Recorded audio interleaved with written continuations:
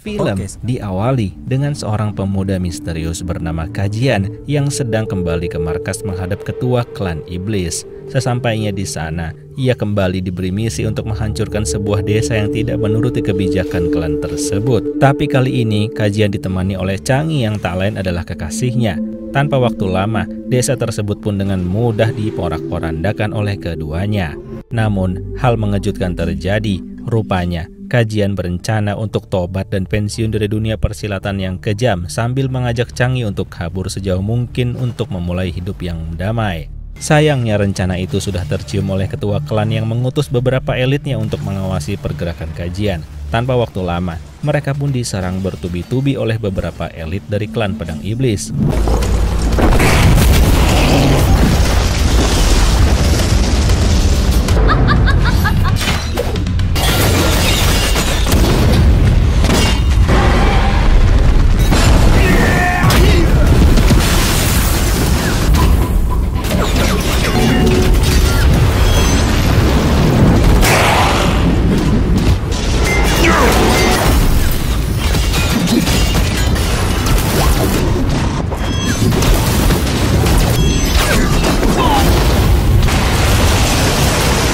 Saat Kajian terdesak, rupanya tanpa disangka Changi berkhianat dengan memotong tangan Kajian. Ia pun sadar, ternyata selama ini Changi lah yang telah membocorkan informasi rencana-rencananya. Kecewa dengan hal tersebut, Kajian akhirnya berusaha kabur sambil meledakkan sekitarnya untuk mengecoh. Dan singkat cerita, esok harinya seorang wanita bernama Suyi melihat seorang pria terkapar di pinggir sungai yang tak lain adalah Kajian yang telah kehilangan kotak pusaka pedangnya. Ia pun segera memanggil beberapa temannya untuk menolong hingga akhirnya Kajian diobati oleh ramuan khusus dari ketua pengemis. Namun saat tengah malam tiba, Suyi dikejutkan dengan suara berisik yang ternyata angsa raksasa peliharaan klan pengemis terlihat sedang menginjak-injak Kajian yang sudah mulai pulih dan berusaha kabur. Kajian saat ini sangat trauma hingga ia sulit mempercayai siapapun. Tapi dengan perlahan, Suyi mencoba meyakinkannya agar percaya bahwa orang-orang di sini tak akan menyakitinya. Setelah keadaan Kajian mulai membaik, pagi harinya ia diajak untuk bekerja sebagai pengemis, sedangkan Suyi mulai bekerja sebagai pencopet.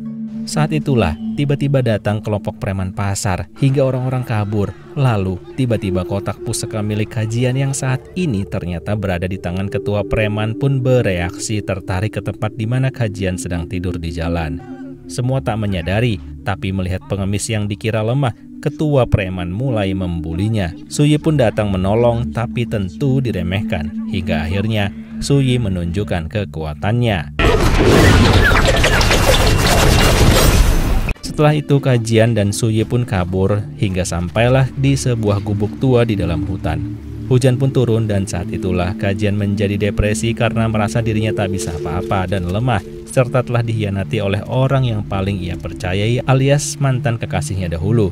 Suyi dengan perlahan terus meyakinkan Kajian bahwa jangan menyamakan dirinya dengan orang-orang yang telah berbuat jahat padanya. Singkat cerita, keesokan harinya, Suyi dikejutkan dengan berita bahwa salah satu anggota klan pengemis diculik oleh gerombolan preman pasar untuk disiksa sebagai hiburan. Tak lama kemudian, sampailah Suyi untuk memberi pelajaran, dan rupanya jebakan pun telah disiapkan hingga Suyi tak berdaya. Tapi saat itulah datang serangan misterius yang tentunya berasal dari Kajian.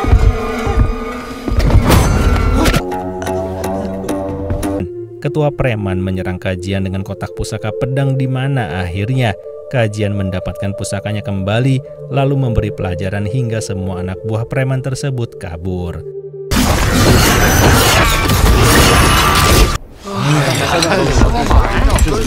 Beberapa hari pun berlalu. Kini kondisi Kajian sudah semakin membaik dan sebagai ucapan terima kasih, ia pun memasak untuk para anggota klan pengemis. Malam harinya, Kajian dan Suyi pergi ke festival lampion yang meriah. Suyi izin untuk pergi membeli jajanan, tapi sesuatu yang aneh dirasakan oleh Kajian. Dari kejauhan, ia melihat Suyi hilang begitu saja, dan tak lama kemudian, orang-orang mulai panik berlarian. Dan disitulah akhirnya para elit anggota klan iblis menemukan keberadaan Kajian yang selama ini mereka buru.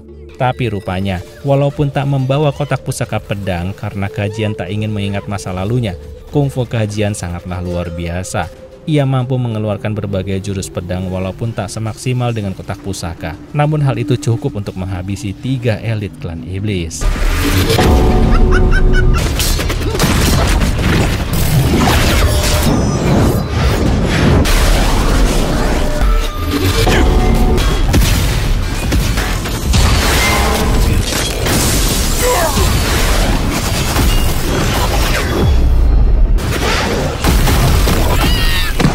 Setelahnya, kajian pun langsung pergi melacak keberadaan Suyi yang diculik hingga akhirnya ditemukan bersama dengan 2 elit lainnya yang rupanya telah berhasil memiliki kotak pusaka pedang milik kajian yang sengaja ia tinggal di markas preman pasar karena tak ingin mengingat masa lalunya. Salah satu elit kembali ke markas untuk melapor, sedangkan yang satunya lagi melawan kajian dengan ular raksasa.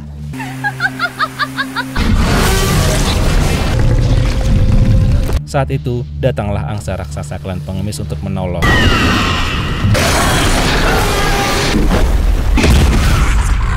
Dan hal tersebut dimanfaatkan kajian untuk kembali ke markas pengemis bersama Suyi yang ternyata di sana telah menunggu sang ketua klan iblis.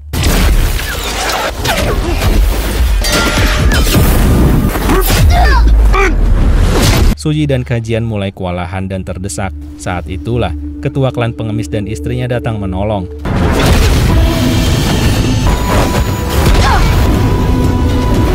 Tapi masalah belum selesai karena rupanya ketua klan iblis berubah menjadi raksasa yang mengamuk. Ketua klan pengemis dan istrinya juga mengeluarkan kekuatan aslinya berupa pedang-pedang raksasa, yang akhirnya terpaksa membuat ketua klan iblis kembali jadi manusia dan wujud asli ketua klan pengemis dan istri pun terungkap.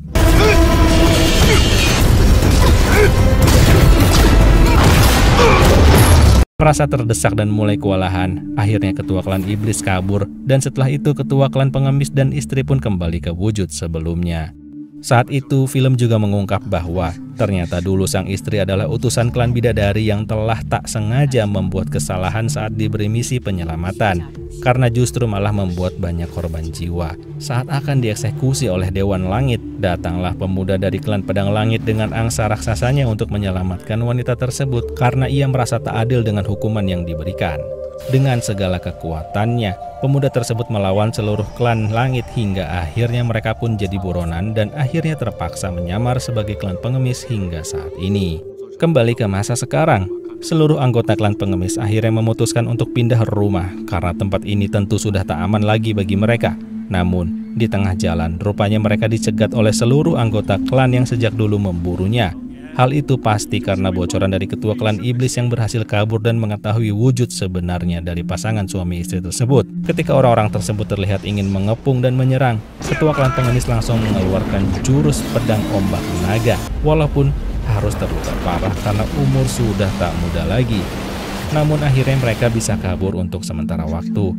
Tapi tak lama kemudian, kondisi ketua klan dan kajian yang sedang sakit dimanfaatkan oleh ketua klan iblis untuk menyerang. Sang istri berusaha melindungi semuanya hingga akhirnya terluka sangat parah.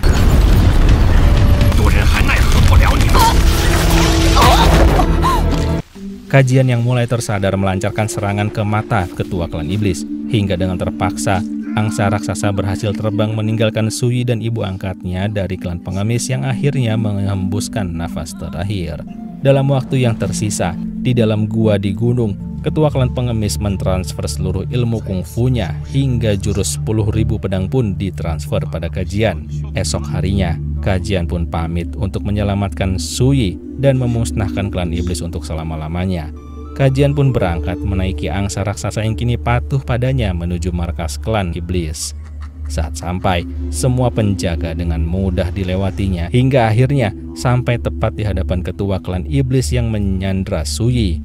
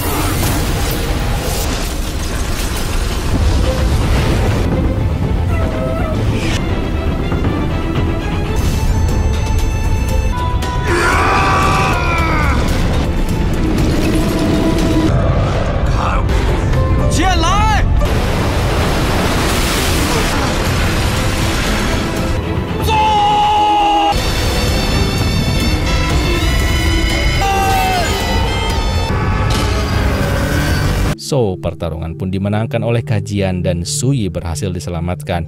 Mereka pun melanjutkan hidup bahagia. Namun tiba-tiba saat itulah film pun berakhir. So, gimana nih menurut kalian? Terima kasih ya sudah menonton dan semoga bisa dinikmati. Dadah! Awal film mempersembahkan sebuah legenda bahwa zaman dulu ada sebuah aliran bela diri misterius yang mampu mengendalikan naga. Aliran tersebut dikenal sebagai sebuah sekte bernama Siwu. Sekte Siwu telah berhasil menyegel seekor naga ke dalam sebuah jurang dasar bumi yang dalam. Namun penyegelan itu hanya bertahan selama 27 tahun. Artinya, tiap 27 tahun sekali sang naga harus kembali disegel yang dilakukan oleh perwakilan sekte sebagai tugas paling mulia. Dan kembali ke masa sekarang di mana terlihat dua anggota sekte Siwu yang bernama Yuhan dan Sumo. Yuhan adalah anak pemimpin sekte sedangkan Sumo adalah seorang murid yang disukai oleh Yuhan. Sumo awalnya adalah anak yatim piatu yang dibesarkan oleh pimpinan sekte sejak kecil. Sekarang ini, Yuhan diam-diam telah mencuri sebuah token yang merupakan tanda seorang anggota diberi misi untuk kembali menyegel naga, karena tahun ini adalah tahun kebangkitannya. Namun sebenarnya token tersebut adalah hak dari seorang murid senior bernama Yan Suo. Intinya, Yuhan mencuri token dari kamar ayahnya karena ia ingin Sumo yang mendapat tugas mulia tersebut.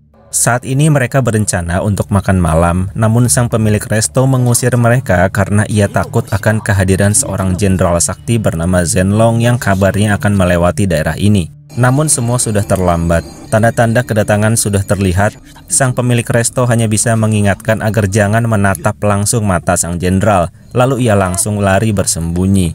Dan benar saja, pintu tiba-tiba terbuka, lalu terlihat sekelompok orang berbaju putih yang merupakan anak buah sang jenderal bertopeng misterius yang konon akan datang saat kebangkitan naga semakin dekat. Mereka berdua berusaha menundukkan pandangan, namun Sumo terlalu penasaran hingga ia bertatapan langsung dengan Zenlong, lalu seketika terkena sihir ilusi yang membuatnya terdiam. Tak lama kemudian, ayah Yuhan alias pimpinan sekte Siwu yang bernama Mu Zhangshan datang menyerang.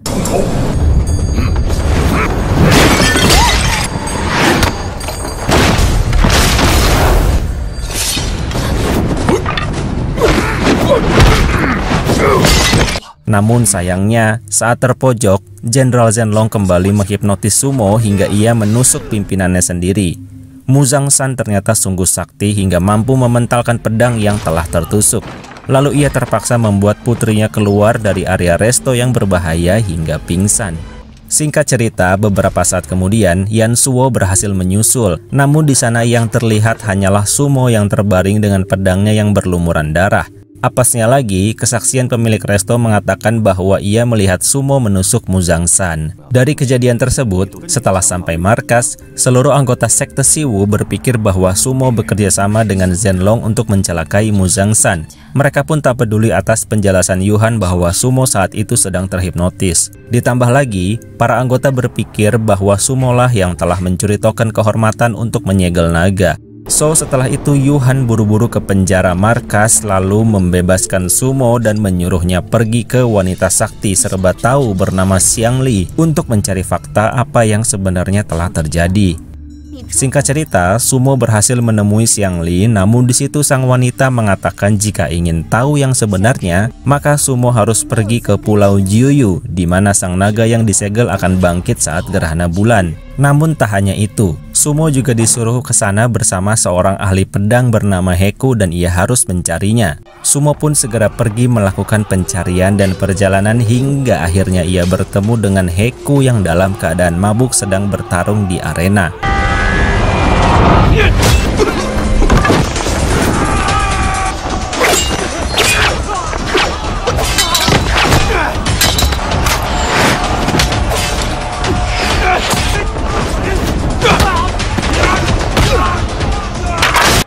Setelah dengan mudah mengalahkan lawan-lawannya, Sumo memperkenalkan diri lalu meminta Heku untuk bersama pergi ke Pulau Jiuyu. Awalnya Heku tak menanggapinya, namun setelah Sumo mengatakan bahwa ia diutus Xiangli, Heku pun seketika langsung terdiam seolah menyetujuinya. Saat itu Yansuo marah setelah mengetahui Yuhan membebaskan Sumo. Namun seorang sepuh sekte menenangkannya dan berkata bahwa prioritas Yansuo saat ini adalah untuk menyegel naga yang berada di Pulau Jiuyu. Jika ia berhasil, maka menurut aturan resmi sekte, Yansuo berhak menduduki posisi sebagai pimpinan sekte dan menikahi Yuhan. Yansuo pun sumringah mendengarnya dan kembali pada Sumo dan Heku yang sedang dalam perjalanan. Di situ Heku menjelaskan padanya bahwa alasan Xiangli menyuruh Sumo mencari dirinya adalah karena ia seorang ahli pedang yang kebal terhadap ilusi untuk berjaga-jaga jika mereka berpapasan lagi dengan Jenderal Zhenlong. Di tengah kawasan berkabut, tiba-tiba mereka diserang oleh rombongan Yansuo dan pasukannya yang memang menuju ke arah yang sama untuk menyegel sang naga. Pertarungan pun tak terhindarkan.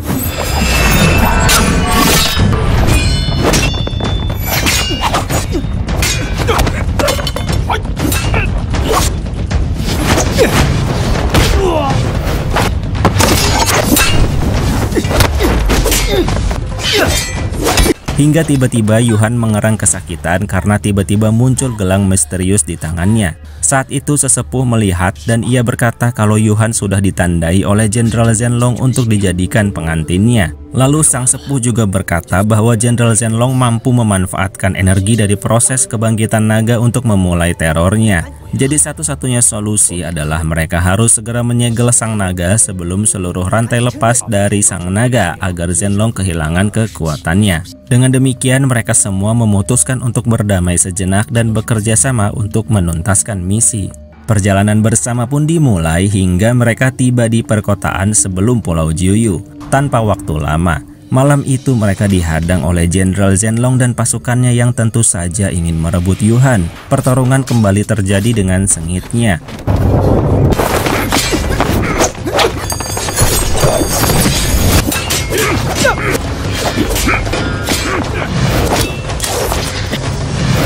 Namun keanehan terjadi karena saat bertarung tanpa sengaja Jenderal Zhenlong menjatuhkan sebuah token yang hanya dimiliki oleh seorang pimpinan sekte Siwu.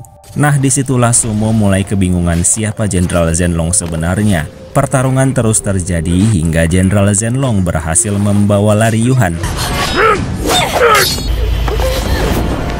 Dan sang sepuh jatuh menjadi korban.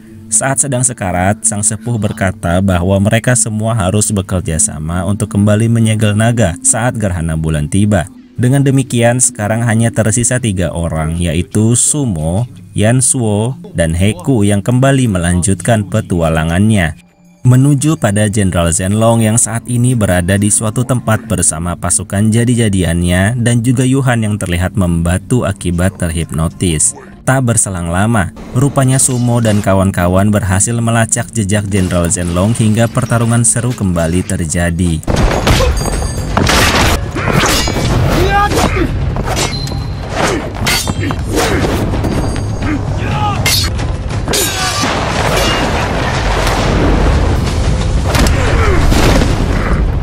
Karena sudah punya pengalaman sebelumnya, akhirnya mereka berhasil mengalahkan Jenderal Zhenlong.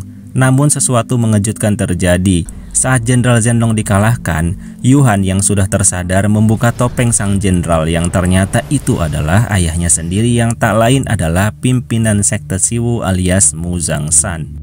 Sang ayah menjelaskan bahwa setelah ia mengalahkan Jenderal Zhenlong sebelumnya dan membuka topengnya, ia lengah dan tanpa sadar sudah dirasuki oleh topeng misterius tersebut. Namun di tengah perbincangan tiba-tiba sang ayah merasakan bahwa gerhana bulan akan segera tiba dan sang naga akan segera bangkit. Ia pun segera memerintahkan para muridnya untuk segera menuju altar tempat penyegelan naga yang sudah dekat. Ia juga sambil berkata bahwa sebenarnya ada rahasia mudah untuk menyegelnya, yaitu seseorang harus memakai topeng Jenderal Zhenlong di depan altar untuk menjadi tumbal. Namun Sumo tak mau mengorbankan siapapun dan ingin mencoba cara lain tanpa harus ada yang dikorbankan. Singkat cerita, sesampainya di sarang penyegelan naga, tiba-tiba Yansuo tersayat sebuah kipas yang berasal dari sepuh yang ternyata masih hidup dan sebelumnya berpura-pura mati. Rupanya selama ini sang sepuh terobsesi oleh kekuatan naga dan sudah menunggu kebangkitannya agar bisa menyatu. So dengan demikian, sambil melakukan beberapa jurus, ia menjatuhkan diri hingga memberi energi dan menyatu dengan sang naga yang perlahan bangkit dari dasar jurang. Setelah rantai semua lepas dan bangkit sepenuhnya, sang naga langsung menghajar semua orang di sana, hingga semua terpental tak berdaya.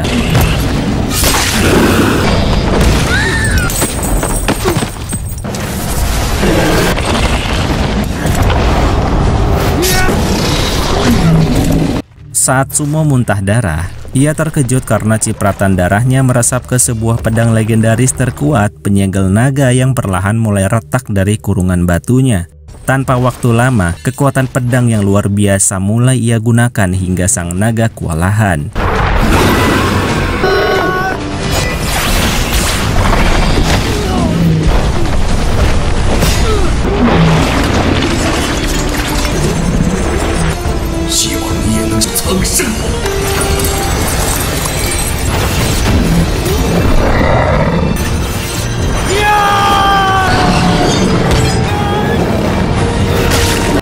Setelah sang naga semakin melemah, akhirnya Sumo menancapkan pedangnya ke suatu titik yang akan kembali mengaktifkan segel yang merantai sang naga. Tapi ternyata semua belum berakhir. Sang naga masih memberontak hingga Sumo dibantu Heku untuk menahan tancapannya tersebut. Melihat perjuangan semua rekannya, Yuhan tanpa pikir panjang memutuskan memakai topeng Jenderal Zenlong yang diambil dari ayahnya.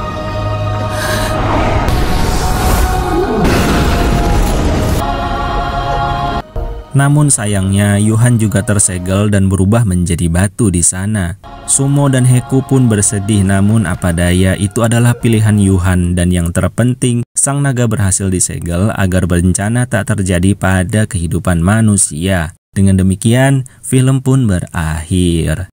Jadi gimana menurut kalian? Terima kasih sudah menonton dan semoga bisa dinikmati ya. Bye.